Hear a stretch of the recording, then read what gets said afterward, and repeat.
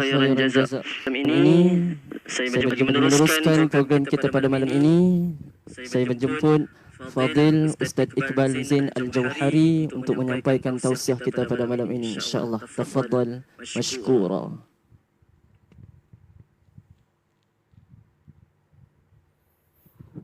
Bismillah. Assalamualaikum warahmatullahi wabarakatuh. Alhamdulillah yang berusaha Tuan Pengerusi Majlis yang kita kasihi dan yang kita hormati, pengerusi dan pengasas KIDAF Kompleks Islam Darul Faizin Al-Fadil Ustaz Haji Jafri Ibni Abu Bakar Mahmudi Hafizahullah, dan yang kita muliakan, kita kasihi dan hormati Al-Fadil Al-Mukarram Al-Muhtaram Al-Ustaz Muttalib Ibni Ma'ruf Hafizahullah, dan yang kita hormati dan kita segani, yang kita cintai, kita muliakan Al-Fadil Al-Mukarram Al-Muhtaram Al-Syekh Ustaz Zainul Asri Hafizahullah, dan sekalian para asatizah yang mungkin tidak dapat diucapkan satu persatu tanpa mengurangkan rasa takzim kepada kalian. Kumpulan kasidah yang dikepadai oleh Al-Fadil Ustaz Bukhari Hafizahullah, dan sekalian para hadirin hadirat muslimin muslimat yang diberkati, yang dilindungi, yang dirahmati dan dikasihi oleh Allah Subhanahu Wa Taala sekalian. Pada malam ini, malam yang penuh berbahagia, malam kita didampingkan dengan para ulama, kita didampingkan dengan orang-orang yang Allah SWT kurniakan kepada mereka sesuatu yang amat berharga di dunia ini, iaitu ilmu. Dan kita menyaksikan kesolehan mereka, kita menyaksikan kebaikan yang ada pada mereka, dan pendampingan ini adalah sebuah nikmat yang besar daripada Allah SWT. Ada yang di antara kita duduk di bahagian barisan hadapan, ada yang saf yang berikutnya, dan ada yang duduk di belakang. Ini kesemuanya dipanggil sebagai pendampingan dengan para ulama.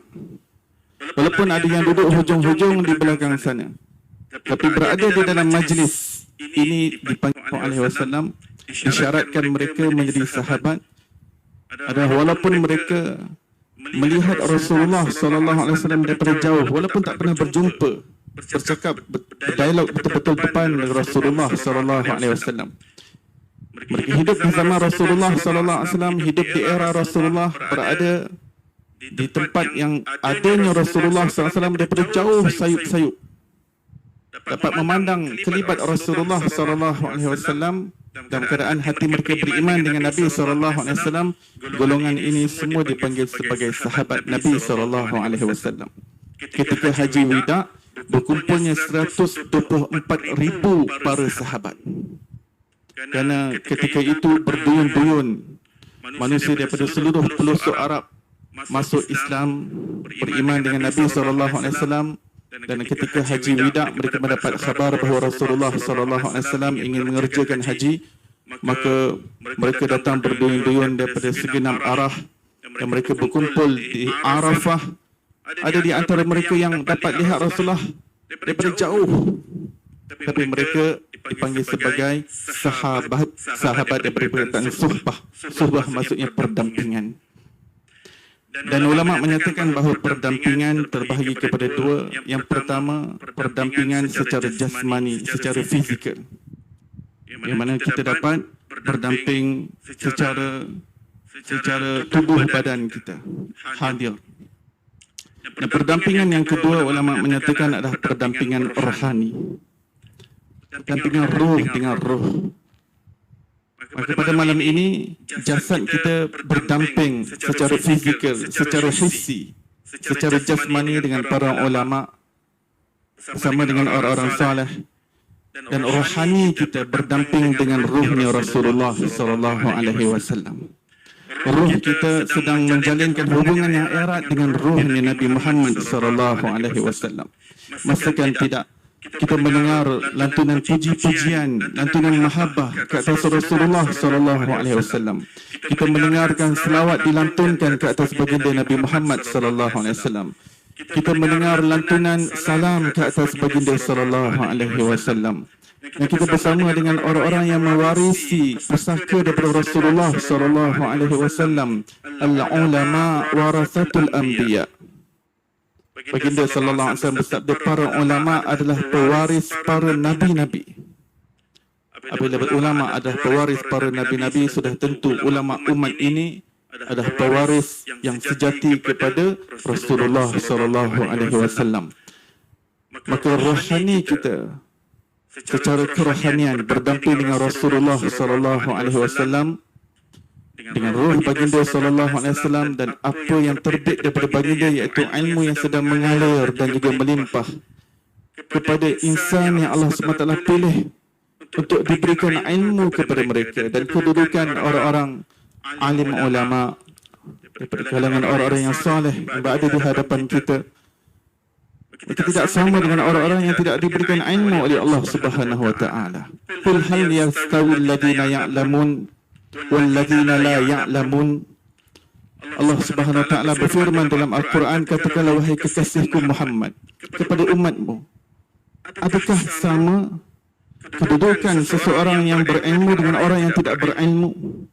Katakan kepada umatmu, wahai kekasihku Muhammad, adakah sama darjatnya antara orang-orang yang dikurniakan ilmu dengan orang yang tidak dikurniakan ilmu? La yastawiyan. Sudah tentu tidak sama kedudukannya. Kerana itu di dalam sebuah ayat yang lain Allah Ta'ala berfirman, yarfa'illahu alladhina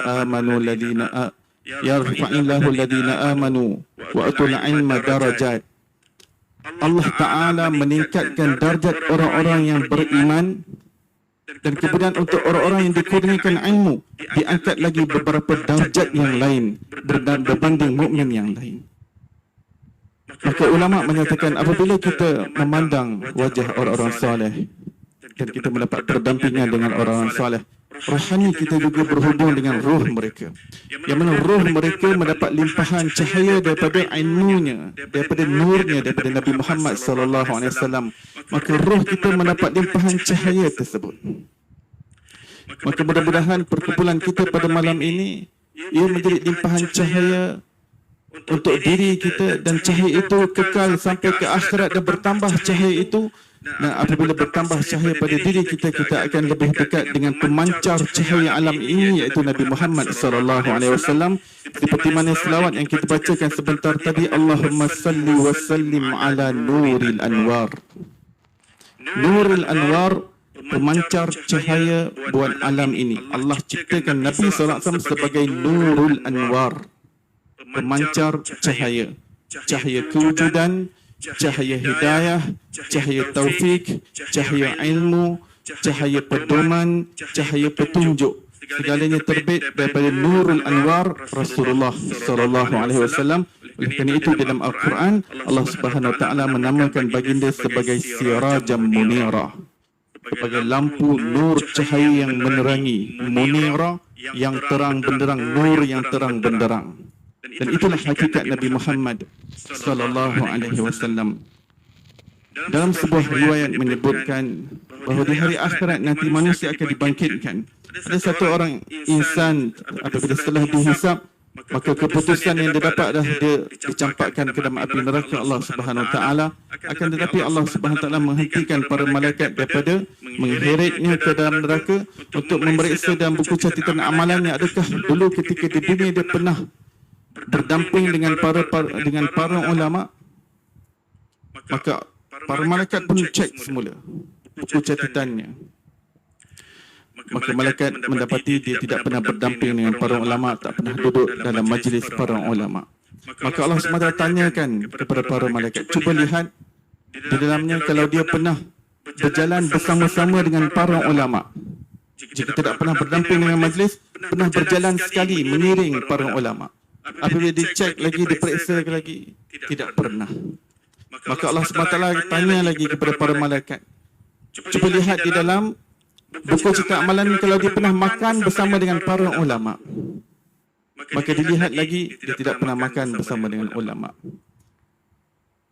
Kemudian Allah Ta'ala berintahkan kepada malaikat, cuba lihat kalau namanya ada sama dengan mana-mana nama para ulama yang aku berikan ilmu ketika di dunia.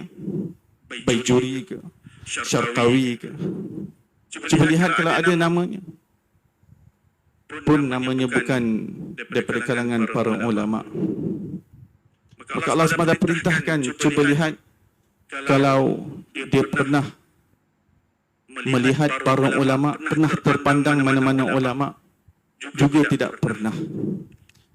Cuba lihat, Allah perintahkan lagi, dia pernah mencintai mana-mana ulama, dia pernah mengasihi mana-mana ulama. Maka malaikat mengatakan dia tak pernah mengasihi mana-mana ulama, dia tak kenal mana-mana ulama. Kehidupannya bukan dalam circle yang kenal dengan alim ulama, dengan orang-orang salih. Kemudian malaikat pun periksa dan periksa, dan kemudian malaikat mengatakan, kami menjumpai satu, wahai Allah, bahawa dia pernah mencintai seseorang yang mencintai ulama. Dia pernah mencintai seorang muhibbin, muhibbul ulama. Maka Allah Subhanahu Wa Taala mengatakan, aku tidak menyia-nyiakan percintaannya dengan orang yang pernah mengasihi para ulama, dan dengan amalannya itu aku mengampunkannya. Wahai malaikatku, sekarang masukkanlah dia ke dalam syurgaku kerana dia telah mendapat keampunanku. Tuan-tuan yang dimuliakan Allah SWT, sebenarnya Allah SWT tahu apa yang terkandung dalam buku catatan amalan. Allah tahu ke mananya hala tuju manusia tadi, tetapi Allah SWT lahirkan peristiwa seperti ini sehingga diceritakan pula oleh Rasulullah SAW kepada umat ini adalah demi untuk memuliakan para ulama dan memberitahu fadilat bagaimana orang-orang yang berdamping dengan ulama, berdamping dengan orang-orang salih. Dalam surah Kahfi yang kita bacakan setiap hari Jumaat, kita lihat ada kisah seekor anjing yang mengikuti 7 orang ashabul kahfi yang ingin menyelamatkan iman mereka, ingin keluar daripada circle yang boleh merosakkan iman dan juga akidah mereka. Mereka adalah pemuda yang saleh dan tidak syak, mereka adalah wali-wali Allah Subhanahu Wa Taala yang ditidurkan oleh Allah Subhanahu Wa Taala sepanjang 309 tahun lamanya. Tidak makan, tidak minum, tidak qada hajat. Tidak ada sesuatu yang boleh menyebabkan mereka terbangun 309 tahun. Bulan 8 tahun lepas, saya menziarahi Wali Songo, salah seorang wali Allah Subhanahu Wa Taala bernama Sunan Kalijaga, tidur selama 3 tahun. Gurunya bernama Sunan Bonang. 3 tahun di tepi sungai. Ketika Sunan Bonang kembali kepadanya kerana terlupa yang beliau suruh Kalijaga ini, Sunan Kalijaga ataupun namanya Raden Said, untuk duduk di tepi sungai. Apabila kembali lihat rumput dan lumut telah menyelubungi Sunan Kalijaga. Pada ketika itu beliau mahu bertaubat. Ketika itu beliau masih belum berada dalam kalangan orang-orang salih. Tapi apabila setelah berjumpa dengan alim ulama bernama Sunan Bonang yang merupakan keturunan Rasulullah, ulama keturunan Rasulullah SAW daripada Azmat Khan, daripada Said Hussein Jumadil Kubra, maka terus tersentuh jiwa Raden Said untuk bertaubat kepada Allah SWT. Dan setelah disuruh duduk, Sunan Bonang ingin pergi suatu tempat, tetapi bila terlupa yang beliau telah menyuruh Sunan Kalijaga untuk duduk di situ, setelah 3 tahun baru teringat, beliau kembali lihat Sunan Kalijaga sudah pun diselubungi dengan rumput. Ada orang mengatakan ini adalah suatu yang menglipur lara, ini adalah suatu cerita dongeng dan sebagainya. Inna lillahi wa inna ilaihi raji'un. Dalam Quran menceritakan tentang manusia yang tidur 309 tahun. Kamu menafikan keramat para wali yang tidur baru 3 tahun. Inna lillahi wa inna ilaihi raji'un. Walhasil kita kembali kepada kisah Ashabul Kahfi.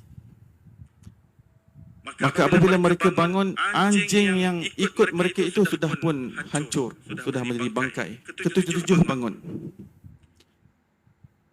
Dan iktibar daripada kisah ini, subhanallah, dalam riwayat menyebutkan anjing yang ikut Ashabul Kahfi itu adalah termasuk daripada anjing yang dipilih oleh Allah Subhanahu Wa Taala antara 10 ekor binatang yang akan dimasukkan ke dalam syurga ilahi. Dalam syurga Allah Subhanahu Wa Taala hanya seekor anjing, padahal binatang-binatang di dunia ini ketika di hari akhirat mereka akan bertukar menjadi debu, sampai orang kafir mengatakan ya laitani kuntu turaba, alangkah baiknya kalau kami tukar menjadi debu seperti mana binatang-binatang bertukar menjadi debu.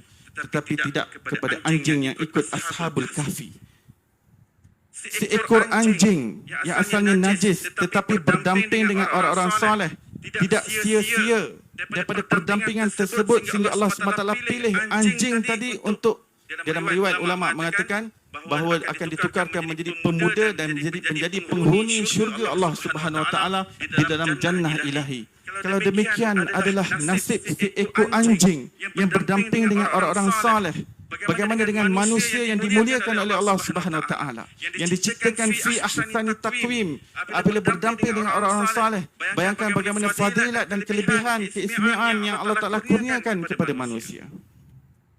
Tuan-tuan yang dimuliakan oleh Allah Subhanahu Wa Taala, Imam Fakhr Razi rahimahullah dalam kitab tafsirnya dalam muqaddimah ketika menafsirkan surah Al-Fatihah, dan surah Al-Fatihah yang kita wajib baca setiap kali dalam rakaat, dalam sembahyang kita, ihdinas siratal mustaqim siratal ladzina an'amta alaihim, kita meminta kepada Allah jalan yang lurus, siratul mustaqim. Dan siapakah orang yang berada di atas jalan yang lurus?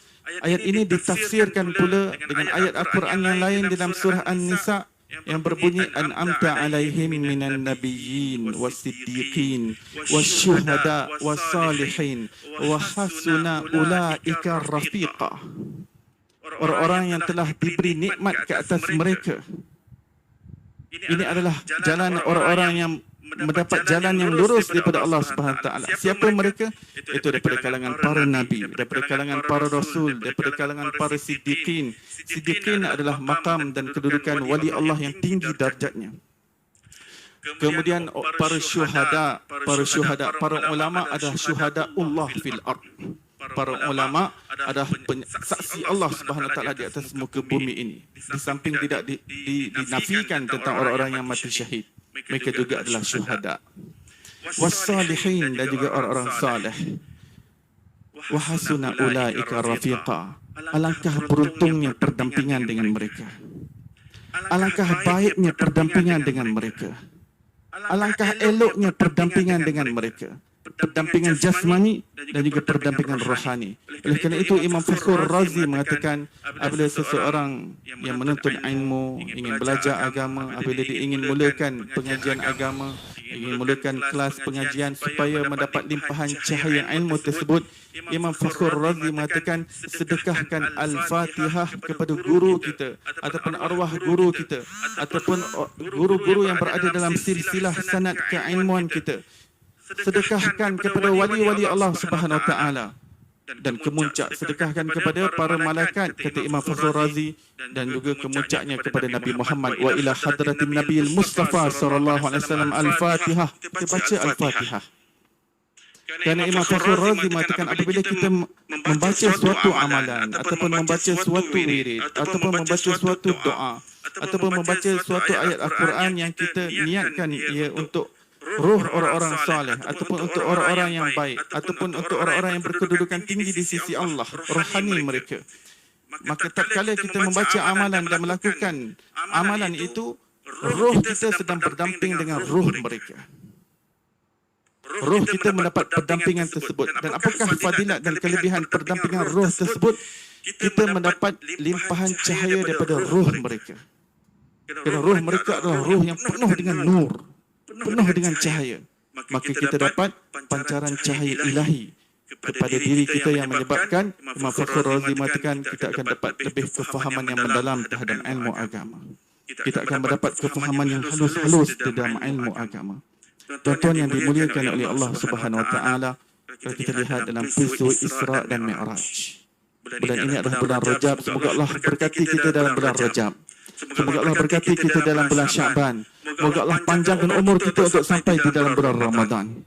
Apabila kita perhatikan peristiwa Isra dan Mi'raj, Rasulullah SAW dijemput oleh Allah Subhanahu Wa Taala untuk menyaksikan kebesaran Allah, keagungan Allah yang berada di langit dan di bumi, di alam nyata dan juga alam gaib.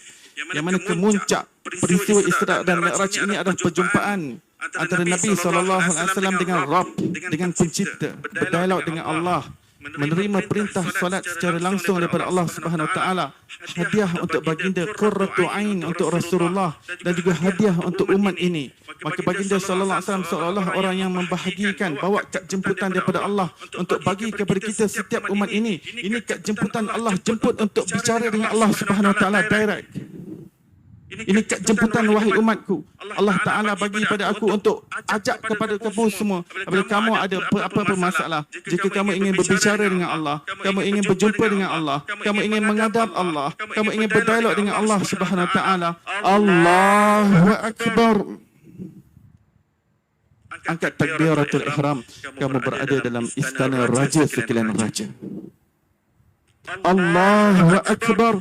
Kamu berada dalam balai rong Maha Pencipta, balai rong yang Maha Pengasih, yang Maha Penyayang.